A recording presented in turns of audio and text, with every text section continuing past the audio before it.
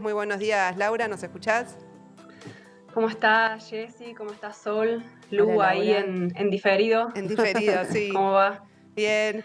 Bueno, ya ¿Cómo que están? te queremos hacer la pregunta de la consigna, Laura, para arrancar, porque esa bandera aparte es de la provincia de Córdoba, para que nos Sí, cuente, no sé si la viste también vos en las redes sociales y demás, ¿a sí, quién, sí. a quién Un te poco nos imaginás atragantamos acá afiliado? en Córdoba ¿Qué? con la foto, sí.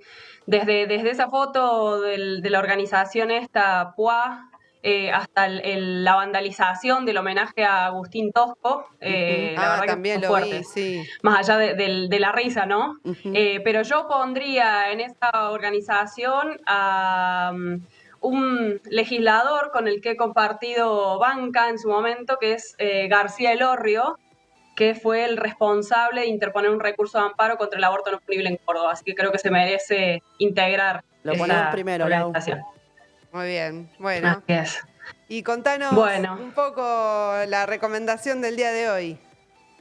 bueno, ya que estamos con el patriarcado, sí, hoy traía una novela, Fuera de lugar, se llama, es de Martín Coan, un escritor argentino recomendadísimo. En las primeras fotos en las primeras fotos, las del invierno, aparecían solamente los nenitos. 3 o 4, a veces 5, los que Magallán pudiese conseguir. Fotos con un solo nene decidieron no hacer más, ya sabían, no funcionaban. Si había un solo nene y nadie más, la imagen adquiría automáticamente un aire de retrato familiar. Viraba hacia la ternura y no hacía ningún efecto. Lo intentaron y salió mal. A los compradores más asiduos desistieron en estos casos.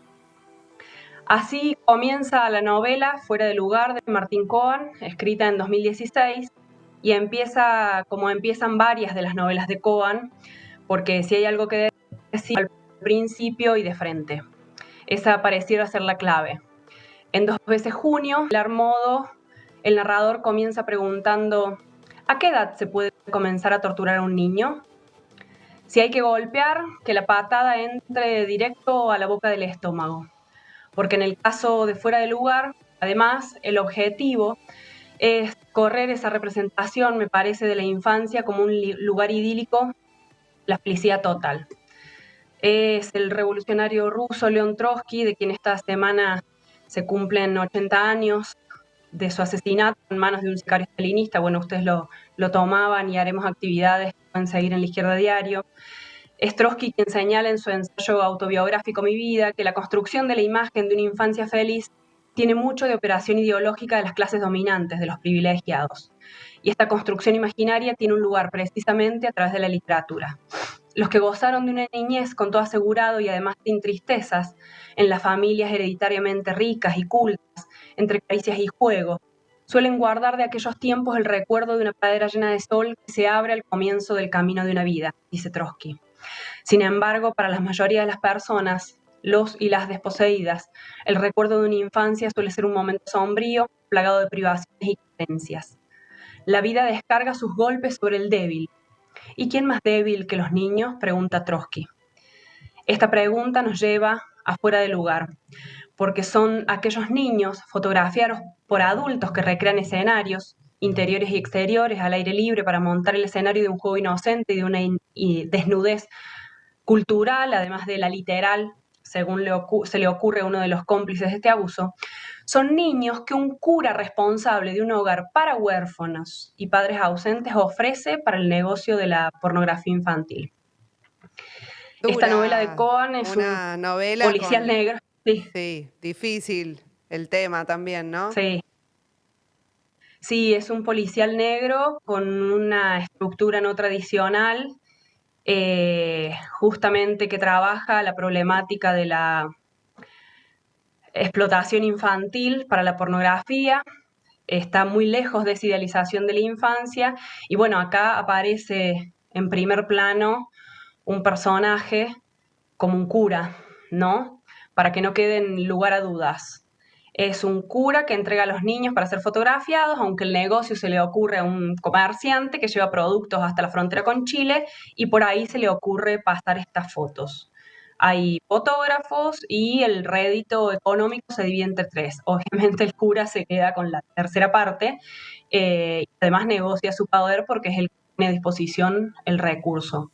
Hay otros personajes como Correa y Cardoso que van apareciendo con el despliegue del escenario que se expande en toda la geografía nacional e inclusive llega, porque ese es el destino de las fotografías, a otros continentes, como una Rusia, supuestamente según la visión del narrador y de los que hacen y montan el negocio, que tras la derrota del proceso revolucionario del Estado obrero con el avance de la restauración capitalista en esa vieja Unión Soviética y los estados del este crecen los nuevos ricos, las lacras y las mafias viciosas dispuestas a consumir esto. Es una novela que arranca muy difícil, aunque después se va alivianando un poco. Desde este punto de vista, lo que no se suspende es la tensión narrativa, porque se transforma en un policial. No voy a spoilearles mucho, pero creo que lo que ocurre en esta novela, como también en otras novelas de Cohen, es eso de una violencia sistemática, como describe Hannah Arendt en el caso de los estados totalitarios, que se descompone en pequeñas acciones banales, con apariencia de únicas, de separadas, como si fueran nimias, hechas cada una por alguno de estos personajes y que se desparraman o se dispersan en la geografía, que puede ser las sierras de Córdoba o una estación de tren del conurbano. Y creo que esta descarga de violencia ejercida sobre la infancia me resultaba interesante. Ahora les voy a comentar por qué. Hay otra novela que quería traer que se llama Los crímenes de Alicia, que es también un policial, aunque con otra estructura más clásica de enigma, una novela del escritor argentino también, Guillermo Martínez, y otra novela de Luciana Mello, Mandinga de Amor, editada originalmente por Saiz Parrali, que la Biblioteca Página 12 la sacó el año pasado en su colección del 8M. ¿Por qué estas obras? Bueno, venimos de un domingo del Día de la Niñez y más allá de que nos guste o que querramos, ¿no?, festejar y que lo hagamos, de hecho, porque no deja de estar presente el festejo con sobrines, hijes, hermanites. Hay una infancia para la mayoría que es no solo de pobreza y de miseria y de carencia material, como de hecho lo indicó el informe de UNICEF, que está previsto para este año, hacia fines del año, este año, el 60% de la pobreza infantil, sino que también incluye este tipo de violaciones de los derechos de las infancias y abusos. Ese es un tema, Laura, que se habla todavía de una forma, se habla bastante más de los femicidios y lo que ocurre en la cuarentena dentro, para quienes están obligadas a convivir con sus agresores, y se habla muy poco de lo que sucede con la niñez, ¿no? Este fin de semana justamente vos mencionabas que fue el Día de la Infancia, por primera vez se lo llamó así, y hubo una campaña de distintas socorristas ligadas a la campaña nacional por el derecho al aborto que denunciaban justamente esto, ¿no? La situación de las niñas que no son madres y que son sometidas a verdaderas torturas por parte de los gobiernos y de los estados. Me parece que esto que contás también expresa esta denuncia que hay que fortalecer mucho. Totalmente. Se estima que alrededor de 3.000 niñas menores de 15 años se convierten en madres. La mayoría, 8 de cada 10 de esos casos, son por abuso sexual y el 50% de estos casos ocurren en el hogar familiar o en el de algún pariente cercano o en el de otro familiar. Es decir, que es una problemática de una dimensión enorme en nuestro país. Creo que es muy interesante la campaña que hicieron las socorristas señalando esto, marcando que en un mundo justo las niñas no son madres, justamente como vos decías.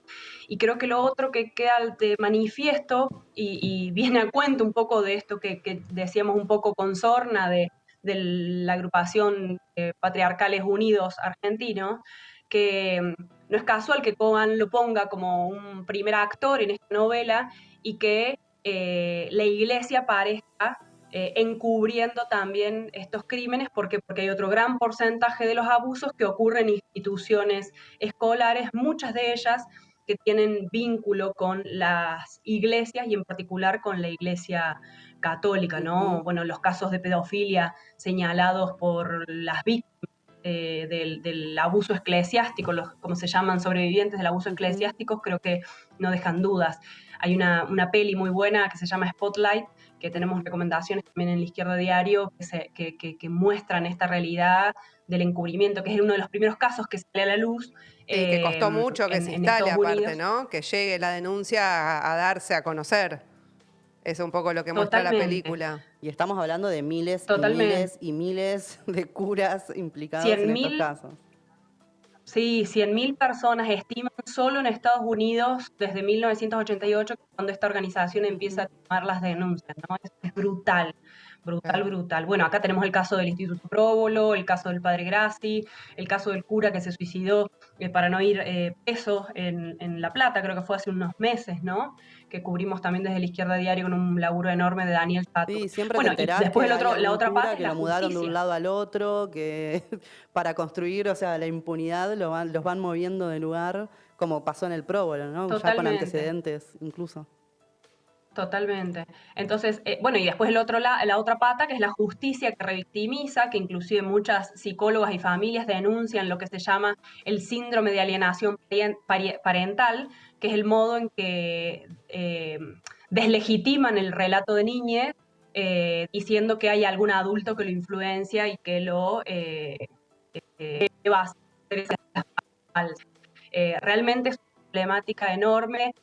Y razón por la que quería traer también estas novelas es, como bien señalás vos, Sol, porque es algo de lo que se habla poco y también hay que sacar a la luz un poco en homenaje a esas niñas, niñes, víctimas en la infancia que denuncian, que se animan a romper ese mandato de silencio por la vergüenza, por el estigma, porque no les van a creer, porque no les han creído cuando denunciaron.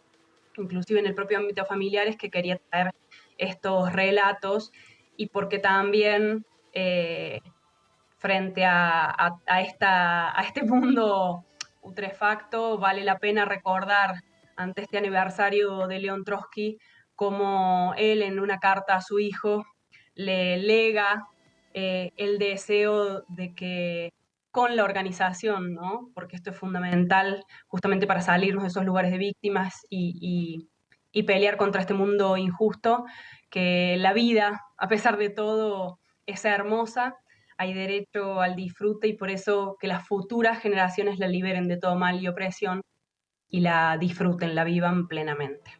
Bueno, escuchamos a Laura Vilches en la sección de Cultura y Literatura. Muchísimas gracias, Lau. Te esperamos el próximo martes. Gracias, Lau. Aquí estaremos. Gracias a ustedes, chicas, por el diálogo. Si queremos transformar la vida